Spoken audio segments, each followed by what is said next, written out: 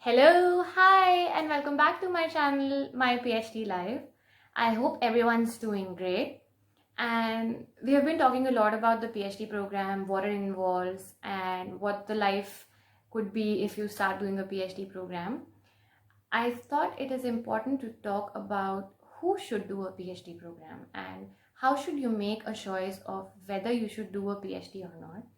And this I think is important because there are many undergrad or master's student, for example in India, when they write a gate examination and they get their scores, and if they have gotten a very good rank, and then I receive these messages or calls of juniors from college, or unknown connections, or not even connections on LinkedIn, asking whether this is their particular rank and they could get into a PSU and get a job, and but they could also get admission in a PhD program at a good institute, so whether they should consider that or not, and they want to know more about a PhD life.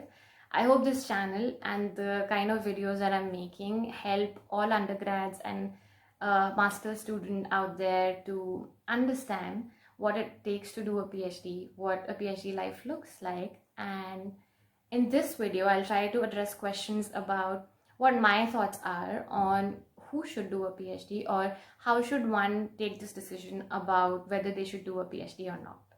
So, of course, many institutions have different ways by which they select students to join their PhD programs. You have GATE in India. If you're applying outside, you have the GRE score, then your SOPs and other things. And I think before you get to those details, there is a lot of inner searching that one should do to decide whether they want to pursue a PhD program or not.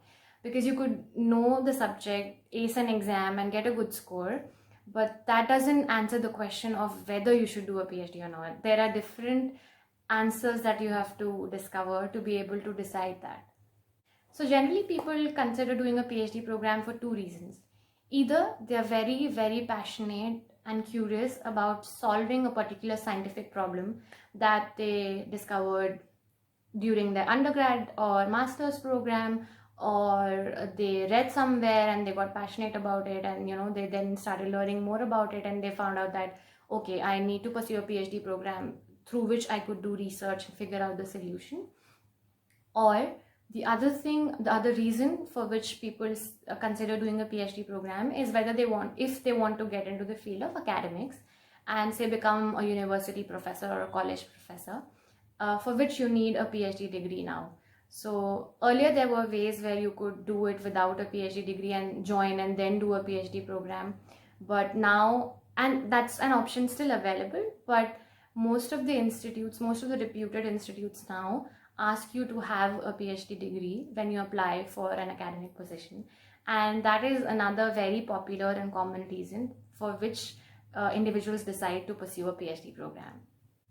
Personally, I feel that both the reasons are fair, but if you don't have the drive and the motivation to do research, then even if you want to get into academics, you first have to finish your PhD degree well, right? And get good publications, do good work so that you can land up a good academic position. And hence, I think it's the first reason that should be a part of your motivation to consider joining a PhD program. You have to be passionate, you have to be curious, you have to be motivated to find answers to some scientific problem that is of interest to you. And it's not necessary that you have to know the exact problem at the beginning, but you need to know that you have that curiosity, you have that interest to pursue it. And it might be just it when you start, and you can define it over the way. And there are people who know the definition of it when they start, and things are smoother for them, and they might not be, because you don't know what kind of problem it is that you thought you want to solve, and maybe you realize that, oh, that problem has already been solved when you do an extensive literature survey and figure out there are people who have decoded the issue and provided solutions. Because imagine, right, you have to devote 3, 4 or 5 years of your life solving some crucial scientific questions, and if you don't have that drive or motivation within yourself to find those answers, it's going to be very difficult to survive those years. We know that I've been talking about it a lot in my videos that PhDs are going to be full of failures. So there'll be multiple ways that you'll try to solve a problem, and it'll be only a few ways that will work out.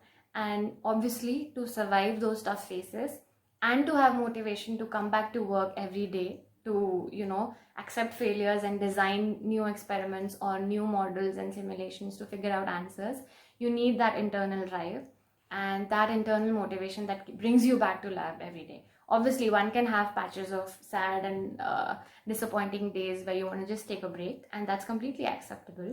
But to last for those 4 or 5 years, you need your own motivation, and hence it's just very, very important that you should have that particular ignition in you, which sort of runs your engine throughout the course of your PhD.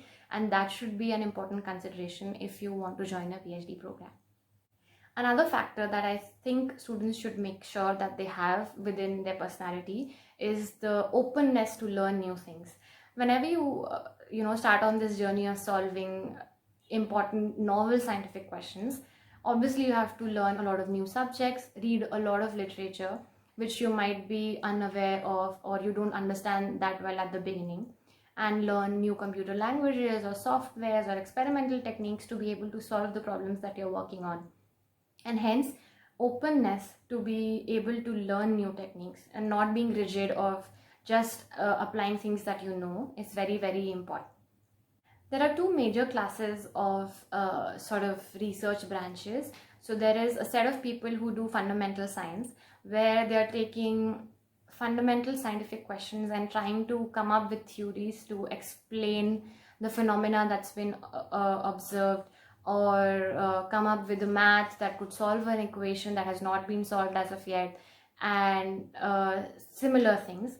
And then there is the applied research, where people are taking existing technologies, existing tools, and combining all of that to come up with solutions that can solve or serve purposes of existing problems. As we know, you'll be doing your PhD, as I said, somewhere between 24 to 30, and you would have peers who are working and doing corporate jobs, or working for startups, or having their own business, and obviously they'll be earning more than what you will be earning as a PhD scholar. So you should have this understanding, and this fact should not bog you or bother you or make you feel low. Sometimes it's okay, but overall you should be sure that I'm prepared for this long journey, and I'm prepared to handle the fact that by the time I'm 28 or 30, I might not be earning as good as my peers. But once I finish the degree, I have the wings to fly, right? And again, this will only happen if you're motivated and you have that inner passion to pursue research, solve an important scientific question, and sort of provide solutions to the problems that excite you. In addition to that, you should also be ready for upping your game in terms of the academic level, because most of the PhD programs teach advanced courses, and since you have to be a researcher who has to sort of independently handle research problems once you finish the PhD program, and if you're planning to get into academics, then you have to even teach students and train them to do their PhDs. So it's important to be sound and strong in your fundamental subjects, and hence it's important to be ready to be doing a lot of assignments, rigorous coursework, and passing tough tests and exams, so that you reach the mark where you become a good mentor at the end of your own PhD. I hope this video helped you understand more about what should be the factors that should affect your decision of doing or not doing a PhD. And it also sort of gives you more details on what you were thinking as the important factors, and what other factors you could add to that list after watching this video. Take care, stay safe, and pursue your passion for science.